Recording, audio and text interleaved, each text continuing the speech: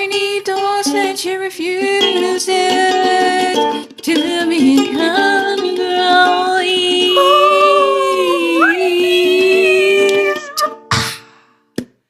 Welcome back, my friends, to the brand new era of the Leonie Dawson Refuses to be Categorised podcast. I'm here at Havana House in Coolum with my darling, dearest friend, Madison Beaufort Art. We are doing this on video as well, so if you want to check out the ridiculous vibes we've got going on, you can head on over to YouTube, find the podcast there, and we look 10 out of 10 sexy. What can I say? Yes. Never looked better. Never. Today, I'm going to be sharing kind of my origin story, especially since there's so many of you that are like, okay, you can see me at this age, but you may not necessarily know how I got here, and you may have some assumptions about who I was when I was a kid and how the kind of person that you need to be in order to achieve monetary success, creative success, blah, blah, blah, blah, blah. So my story is probably a little bit surprising if you haven't. Super surprising. Yeah, I think you don't ever think that this is, when you tell it, this is where you came from. So I'm so excited for everyone to know. Plus, I figured this is such a good opportunity. Me and Maddie, we just love spending time with each other. And then it's also just hard for us to spend a lot of time together because I have children and a husband and a whole fucking grown-up life that's very full. And Maddie works super hard. Maddie is at the Umundi markets every Saturday selling her incredible artwork. She sells online as well, and she also works at a library as well, which is my porno dream come It is true. Beautiful. Yeah, it's a kids' library, so it's even better. better. Yeah, and I teach theatre, so I'm just like, oh my god, I know. How do I even forget that part? I mean, you're just so busy. So I know. So it. it's so nice for us to just chat. Really, we're just chatting, isn't it? It's so lovely. I was like, can I pay you to talk to me for 4 hours? And I was like, if you must. Okay. Meanwhile, I want to start because I love taking my kids to school just to hear what other kids say because they're so fucking funny. And this morning, and if you can think of something cute from things that happen in your library that you can share without disclosing identity, that would be incredible. Okay. It can come organically. Just to be like, I can tell you a funny story. And I'll be like, I am all in for that. Yeah, fabulous. So dropped my kid in this morning and a kid walked in, and this kid usually doesn't like hugging. They've been through quite a big trauma in recent years and but usually doesn't like hugging. And this day this kid hugged everyone. So a kid comes in, hugs everyone, and we're all like, whoa, hugging, amazing. And then one of the other kids goes, oh, that's not like you. You're not really usually into the hugs. And the kid was like, yeah, I think I might just try it. I feel like hugs today. And this kid goes, well, new year, new you. How sweet is that? It's the cutest fucking new thing. New year, new you. Yes. Oh. New year, new you. Kid been through significant trauma, now up for hugs. New year, new you.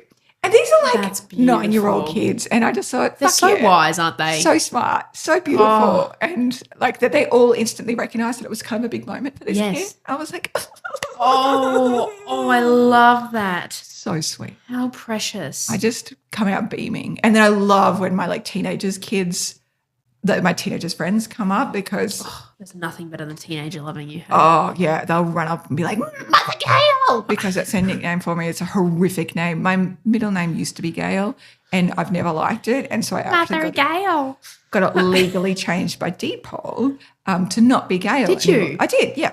What is it now? What's your middle name? Oh, I'll tell you later. I'm not going to share it on. Okay. Yeah. Secrets. Yeah, no. It's just I've got to have some kind of fucking privacy in the world. Is it a cool new middle name?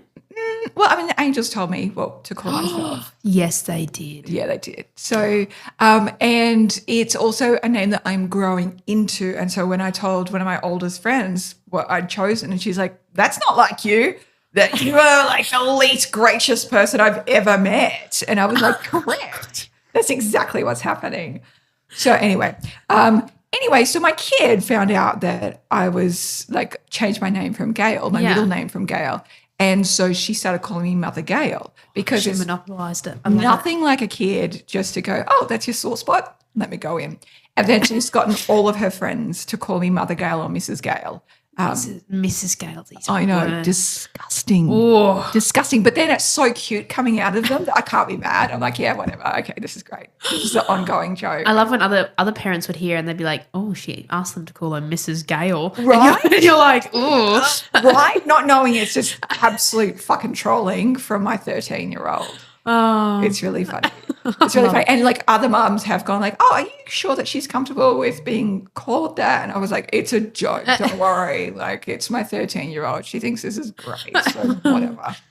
So anyway, cute stories over. What were we going to talk about? Okay, so what I want to know is take me back to Leonie Dawson birth. Okay, how then to now I want to know how you have become the phenomenal woman you are. Ooh. Because you're just, well, I know there's a lot in that, but let's start way back. Okay, sure. So my parents are cattle farmers, and I grew up in a small country town, and I was just telling Maddie awful stories from my childhood that They were a bit scary.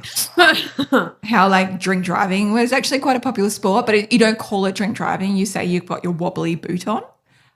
Which I love. I think it's quite poetic that. It is. Like I've just got my wobbly boot on. Oh, can't be me and all of this Bundaberg rum I've ingested. It's because my boot is a bit wobbly. I can't walk straight. But obviously in a far more bogan tone than that. So small regional town, North Queensland, not very cultured. Well, you know, like there's just not much accessibility to education and things like that. Yeah. And cultural experiences, blah, blah, blah. It's just a remote small town. And I'm really like there's so many wonderful things that I'm grateful for my childhood. I'm really grateful that I grew up on a farm having a really deep connection with the earth. And then I got to be around animals a lot, so horses. And my best friend was my dog, Clancy, and he was a German Shepherd and he was so beautiful. I was the youngest of four. Sorry, I'm the fourth. My God, that is what a Freudian slip. I'm the fourth out of fifth. Obviously, I think my parents should have stopped at 4. Well, because I kept on going like, you've got perfection. You've done it. Why bother? Keep going. So anyway, that's 5. Bless you to the number 5. If any of my siblings are watching. Yeah. Number 5, we love you. Yes. In a spiritual way. In a very anyway, it is what it is.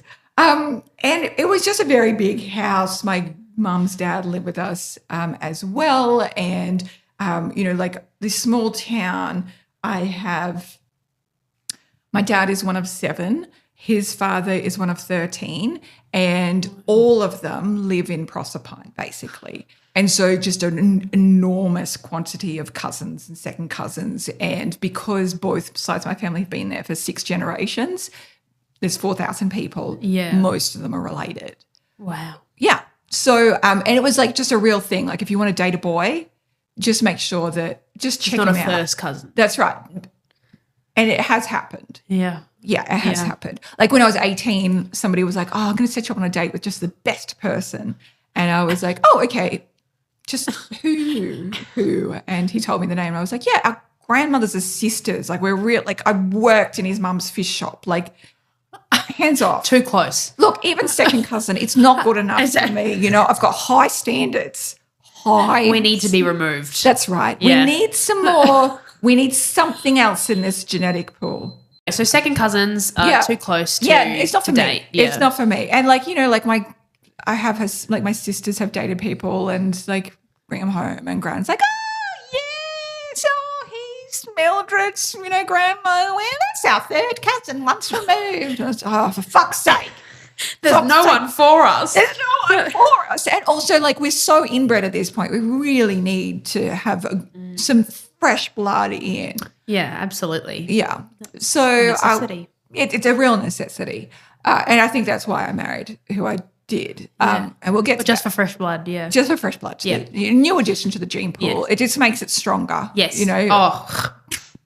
The things you've got to think about when you grow up in a small town. So for like growing up, I was an undiagnosed autistic. Everything makes sense when I look at it through that angle in terms of why I had such huge struggles on the social front. I spent all of my time at school, like in the school library. That was my safe place.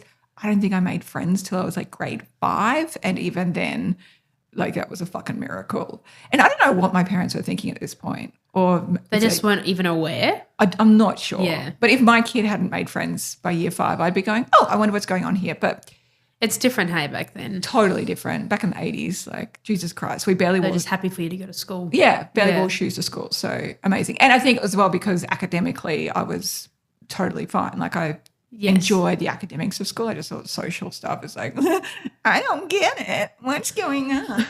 But like, it's really scary. Help. That's right. What are they all talking about? And how do they all know what to talk about? But then also I don't think it worried me too much because I liked my rich inner world. I liked creating art. I liked writing. And I'm really grateful to have had a mum that really encouraged all that stuff. Yeah. And then also being able to be at home on the farm was such a relief. And then also I never felt alone because there's just so many fucking people at my house. And, you know, there's always someone to hang out with or play with or whatever. So the family got you. Yeah, for sure. Really didn't know what I wanted to do when I grew up. Well, actually, sorry, I shouldn't say that. I did know. I wanted to be an artist, a writer, or a poet or somebody change the world. And I knew that from the age of 4. But my parents said, no fucking way. Like, that's not for you. Like, there's no money in the arts. You're going to be a starving artist.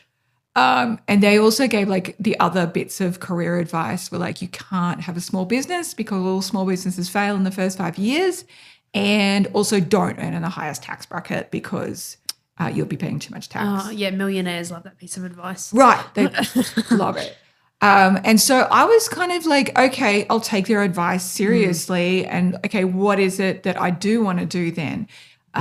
Because I can't have the thing I really want. So I thought, right. Yeah. The only other thing to do is become Prime Minister of Australia. Like, it's just a sloppy second decision. You know what I mean? Like, that's what everybody else with wasted dreams wants to do is just be like, well. It was my second option. Yeah. I think it's everyone's second option. Is it? Yeah. Okay, great. Good. No, I don't think so. So naive. You can tell me anything and I'll go, oh, okay. And you're like, awesome. We all want to be Prime Minister. Really? Okay. It's fantastic. Okay, great. Yeah. I just love that your goals, even when you think they're normal, are so high. Like, they're so brilliant. Like, change the world always in every way. Mm-hmm. Mm-hmm. And even like my grade 4 report card, I went look through it and my teacher said, Leonie has such huge goals and ambitions for herself and is also deeply disappointed when she doesn't reach them. Oh. Yeah. What an insightful comment. I know. And I teacher. I remember at one point, like for an art assignment, I got like it was just so perfect. My art teacher gave me an A+++. But then from then on, when he gave me an A+, I was fucking furious. And my mum would know if I was in a bad mood because I got an A-. She'd be like, oh, A-.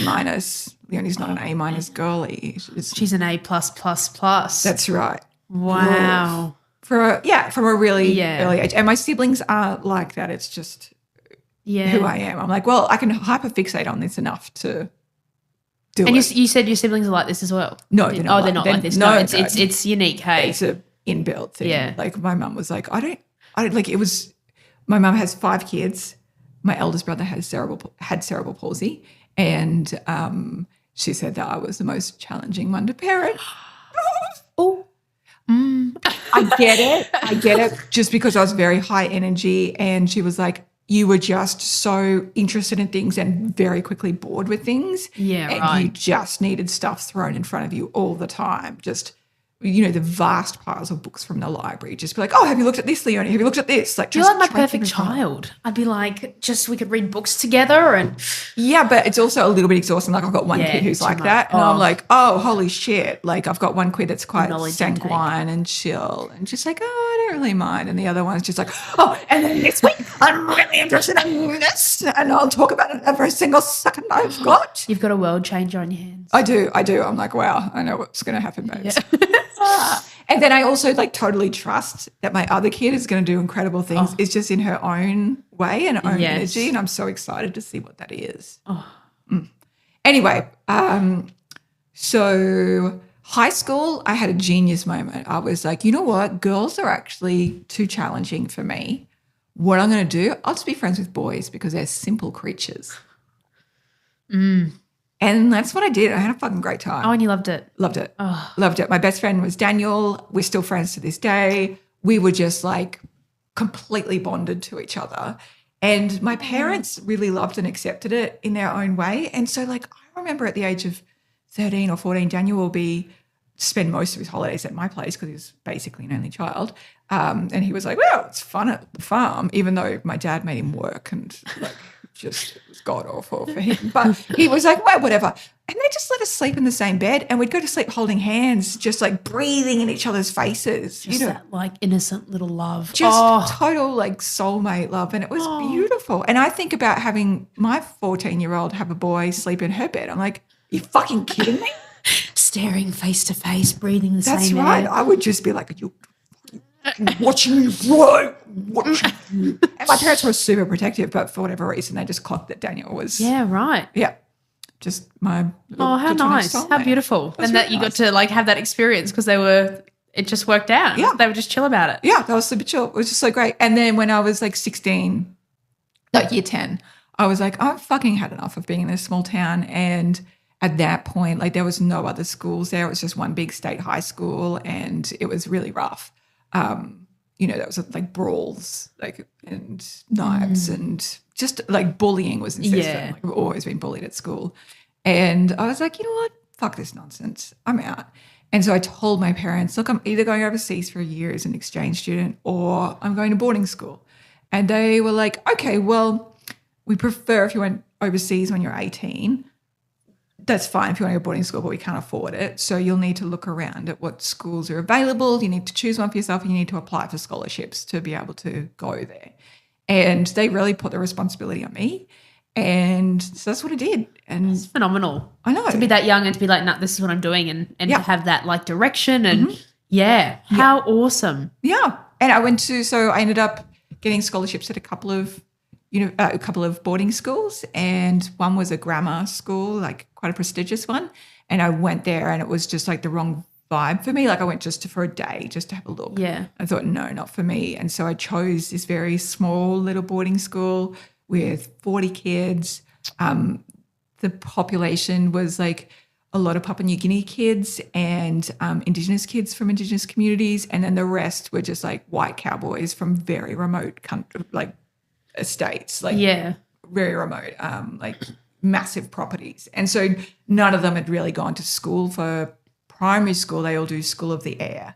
Yes. Oh, wow. Yeah. And this was the like first time, in the days where they do it over wireless radio. It's like because there's no internet and so what internet hadn't been invented then. And so they'd just be like calling in for their lessons and stuff. Wow. Yeah. My mate Lena, she was like, if you can imagine a music class where there's 30 kids and they're all like in on the wireless radio and then we all have to play our recorder simultaneously into that. Oh. Can you imagine how that would have sounded for the music teacher? Recorder's awful enough as it is, let alone add the crackle and the simultaneously. Like that, surely the music teacher would have just gone, no, fuck no, just turn it off. Yeah, not today. Yeah. Which it's probably time for an ad break. So ad break time. Friends, if you've ever said, you know what, I would like to make more money while working less and doing some really cool shit in the world and making a massive impact and not doing it in a way that like anybody else is doing it, just doing it in this like creative introverted way where you don't really have to leave the house, then you need to hop to it and head on over to Brilliant Biz and Life Academy. It is the place for unicorns together to grow their incredible businesses, where I give you absolutely everything you need to make more money in a soulful, heart-centered, incredibly delicious way that serves you and serves so many others. Head on over to leoniedawson.com/academy and go check it out now. Bye.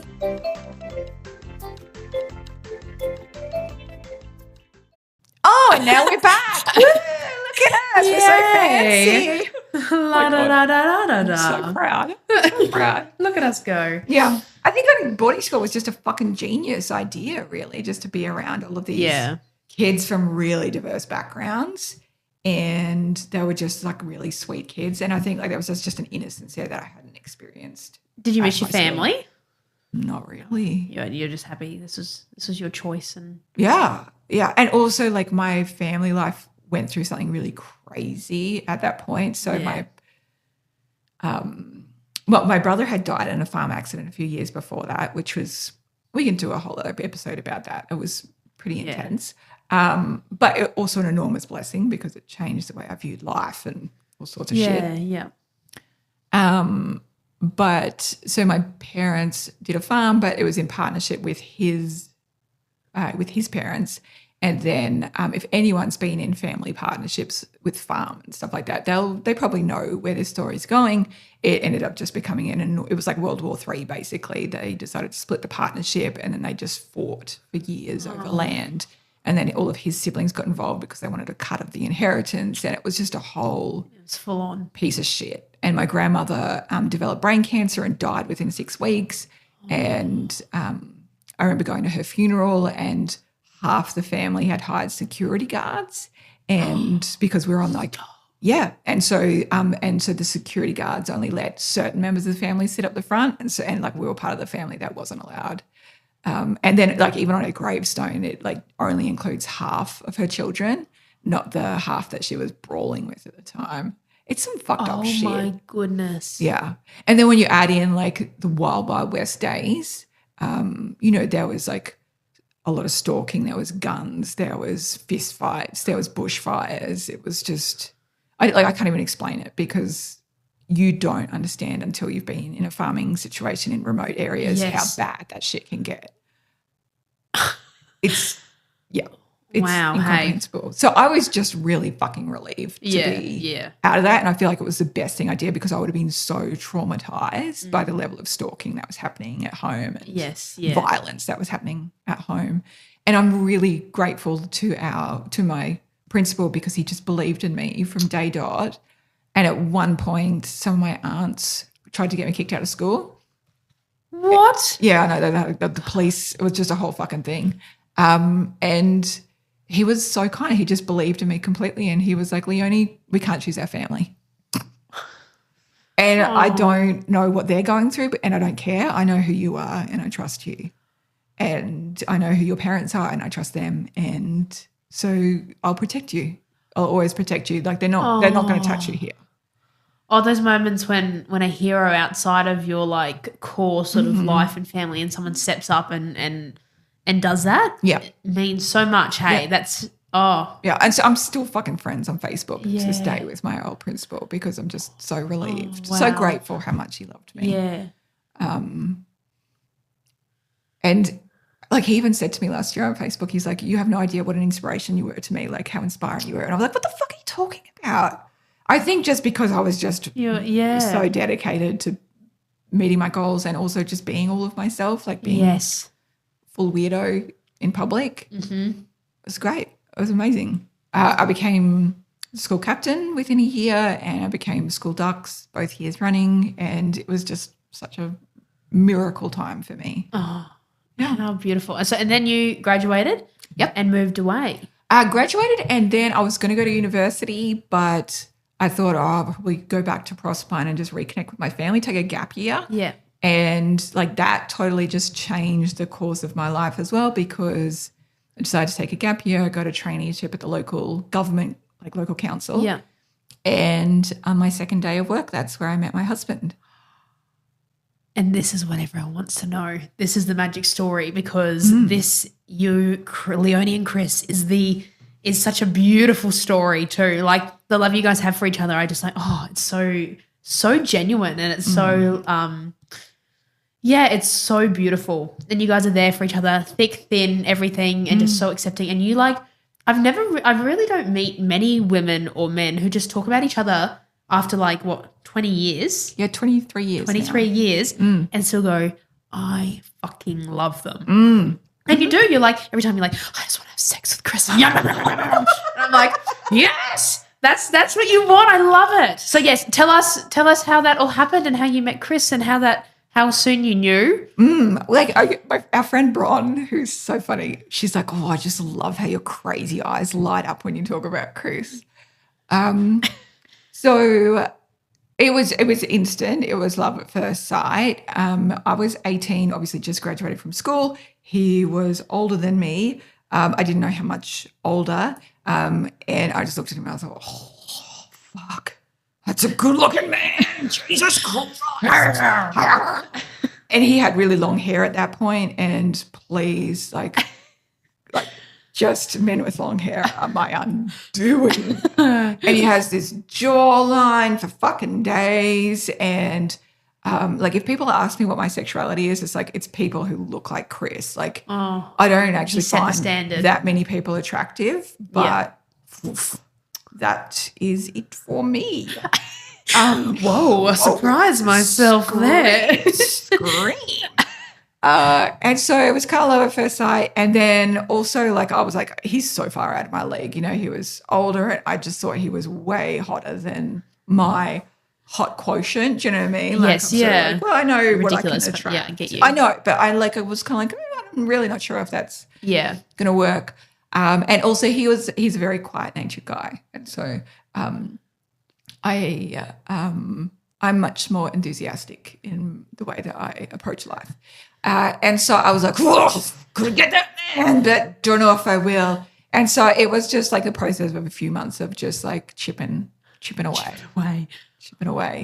And eventually, within a couple of months, I asked him out on our. Well, I kept on having these every time I'd see him, I'd have these full out-of-body experiences.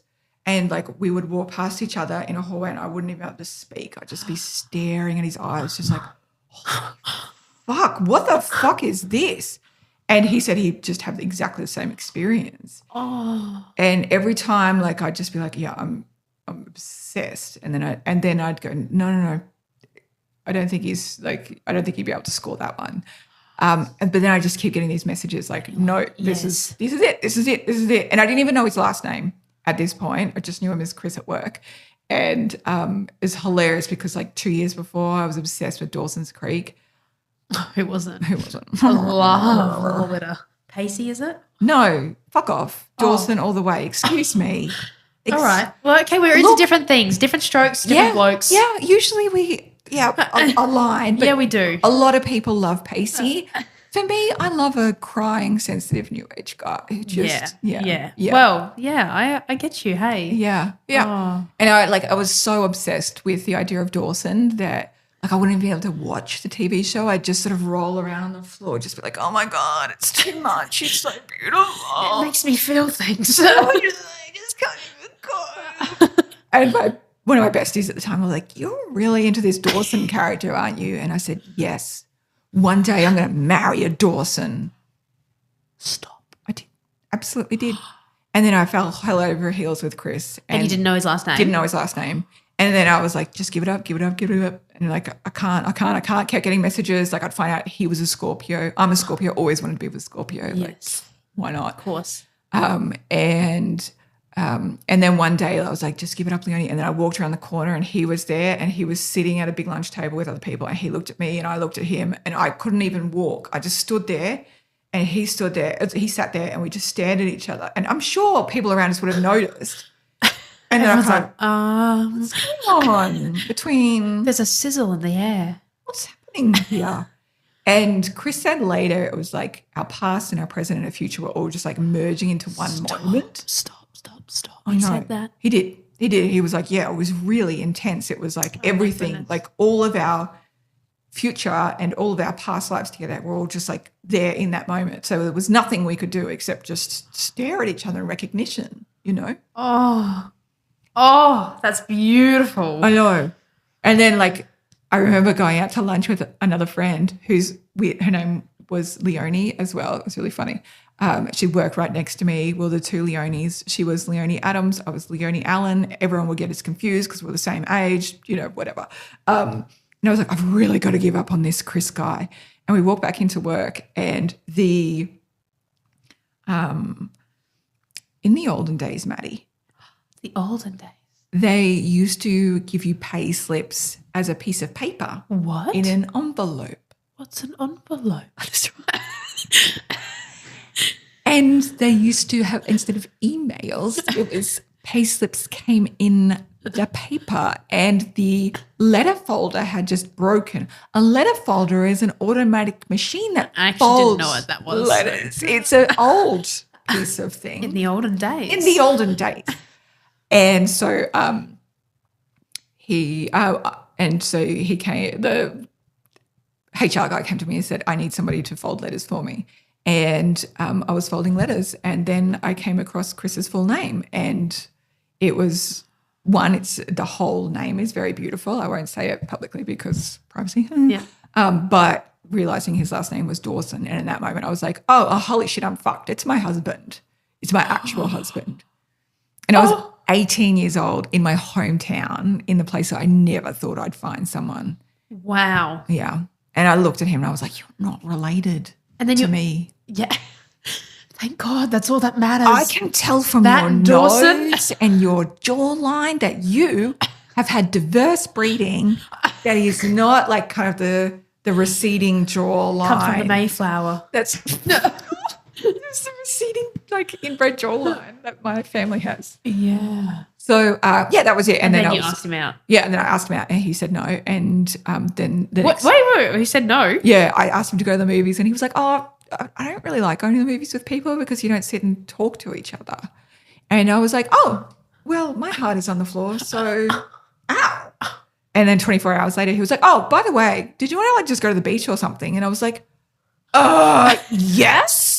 This also could have been a handy thing to share yesterday. Before I had this last 24 hours that ruined me. Myself to sleep. Oh, wow. And then that was it. That was it. Oh. We went to the beach all over each other and moved in like a month later.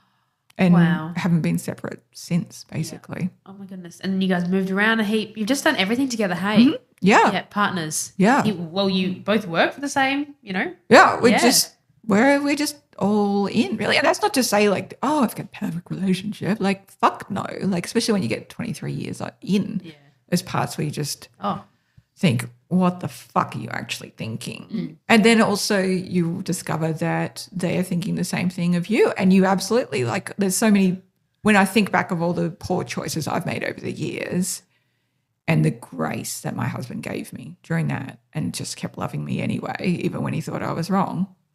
That's incredible. Oh. So 18, all in on a relationship. And so then we started I went to university for 6 months after that. It was like, fuck no, not for me. I was in Townsville of all places. Jesus Christ. Yeah. It's not a place.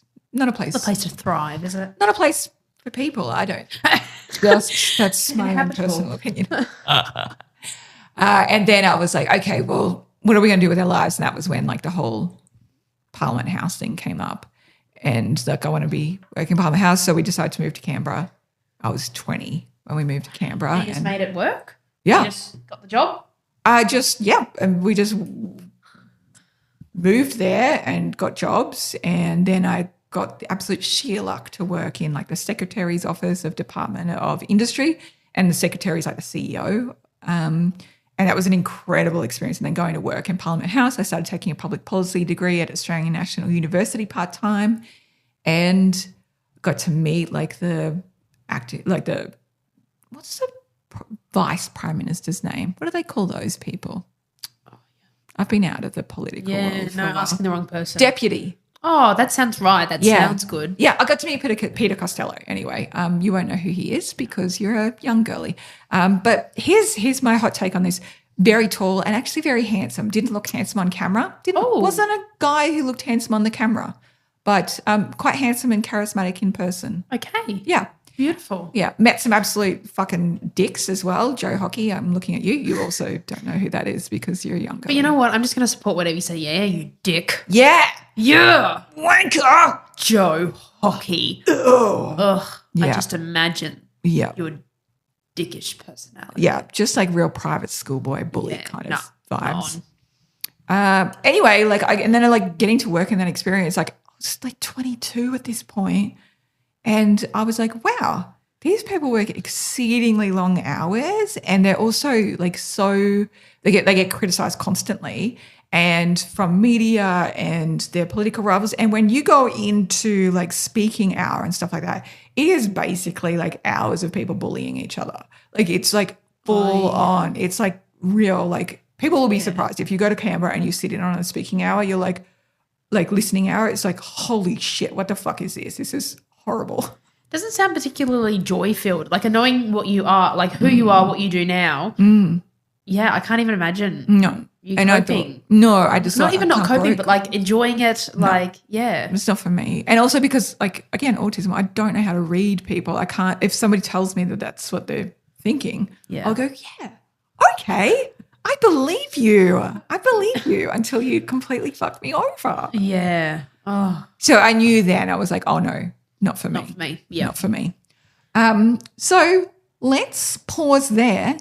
And you can come back next week for the epic conclusion Part two. How the fuck did Leonie go from, I want to be Prime Minister of Australia, to a business person who's making a lot of money. Yeah, let's do that.